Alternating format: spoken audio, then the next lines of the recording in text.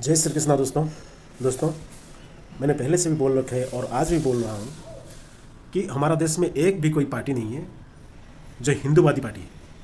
कुछ लोग कहते हैं कि आज का जो सरकार है हमारा देश में वो हिंदूवादी सरकार है, लेकिन मैं अभी ये प्रूव करूँगा वो भी हिंदूवादी सरकार नहीं है, वो वही सेकुलरवादी सरकार ही है। आप देखिए, पहले 5,200 करोड़ दे रहे थे माइनॉरिटी का फ़ायदे के लिए, और जिस फायदे के लिए वो माइनॉरिटी को दे रहे थे उसमें वैसा ही फायदा एक भी हमारा हिंदू समाज को नहीं मिल रहा था।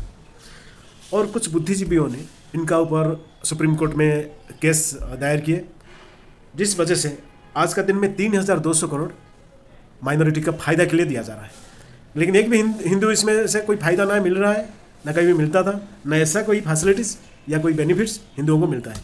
अब देख लीजिए ये 3,200 करोड़ में वो क्या खर्चा कर रहा है। वो खर्चा कर रहा है कि वक्फ बोर्ड में उस जो एरिया में, मतलब वक्फ बोर्ड जिस एरिया को कब्जा किया है उस एरिया में कोई मुस्लिम व्यक्ति अपना दुकान बनाएगा। मान लो एक मस्जिद है, मस्जिद के नीचे मार्केट कम्प्लेक्स बनाया गया है, और वो दुकान देने के लिए पैसे की ज़रूरत होगा, कैपिटल की ज़रूरत होगा।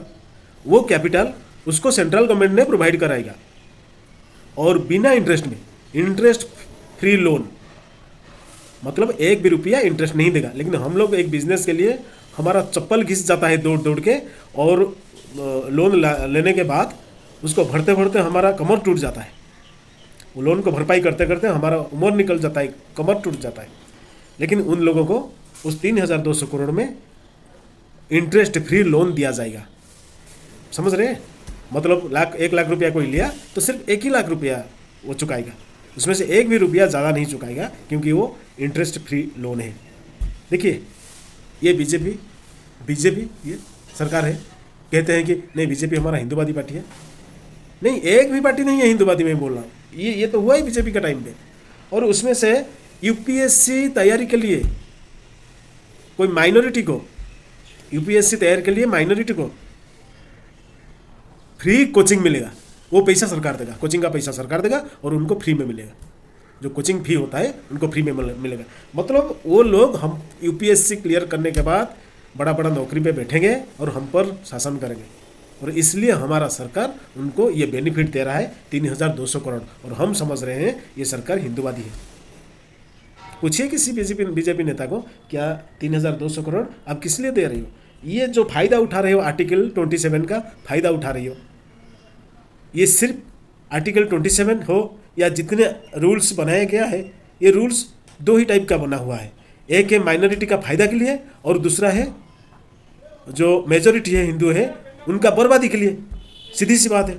ऐसे ही हमारा नियम बनाया गया, हमारा संविधान बनाया गया है, और उसके साथ साथ बहुत सारे स्कीम्स माइनॉरिटी के लिए इसी 3,200 करोड़ रुपए से मिल रहा है, जिसको बीजेपी गवर्नमेंट ने प्रोवाइड करवा रहा है।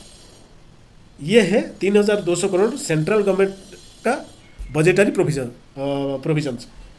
ठीक है, तो अब बताइए, यहाँ पे एक भी ऐसा स्कीम नहीं है, ऐसा फैसिलिटी नहीं है, ऐसा बेनिफिट नहीं है हमारे हिंदुओं के लिए। क्या यही है सेकुलरिज्म? ये लोग सोचते हैं कि, बोलते हैं कि नहीं, ये जो पार्टी अभी सरकार में है ये है हमारा देश का पार्टी है, हमारा हिंदुओं का पार्टी है, हिंदूवादी पार्टी है। और पूछो तो कैसे हिंदूवादी पार्टी है? ना धारा 370 हटाया। मैं बोल रहा हूँ धारा 370 हटा ही नहीं है। वो क्या पेपर में क्या किया है वो उन लोगों को ही मालूम है, वही जाने। कश्मीर में ग्राउंड पे जाइए, धारा 370 कहाँ पे हटा है। अगर हट भी गया, वो किसका फायदा के लिए हटा है? देश का फायदा के लिए, क्योंकि देश का एक टुकड़ा पाकिस्तान में जा रहा था, अभी वापस आ गया। इसमें से हिंदुओं को तो आज तक एक भी बेनिफिट नहीं मिला, ना ही कश्मीरी पंडितों का अपना घर वापस मिला।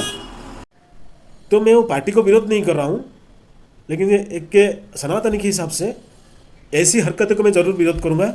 और आप लोगों से निवेदन है, वो जो बड़े बड़े नेता आते हैं ना, ये जो गांव में, शहर में जो छोटे छोटे नेता है, वो तो पॉलिटिक्स के लिए वो आ रहे हैं, लेकिन हम लोग जो आम आदमी आ रहे हैं, ये जो हम जो सनातन का सुरक्षा के लिए जो हम आगे आ रहे हैं, इन लोगों को भी पूछना चाहिए, उन बीजेपीओ का जो बड़े बड़े नेता लोग हैं, क्या आपका पार्टी हिंदूवादी है? क्या आरएसएस हिंदूवादी है? लीक कर आपका स्टैंप लगा कर दीजिए, हम मान लेंगे, हम आपको विरोध नहीं कर रहे। लेकिन हमें ये आप कंफर्म करवाइए, क्लियर कट बात कीजिए कि आपका पार्टी, आपका संगठन हिंदूवादी है क्या। अगर है तो आपको बहुत बहुत शुक्रिया, हम भी आपके साथ हैं। अगर नहीं है तो फिर आपका रास्ता अपना भी है, सीधी सी बात है।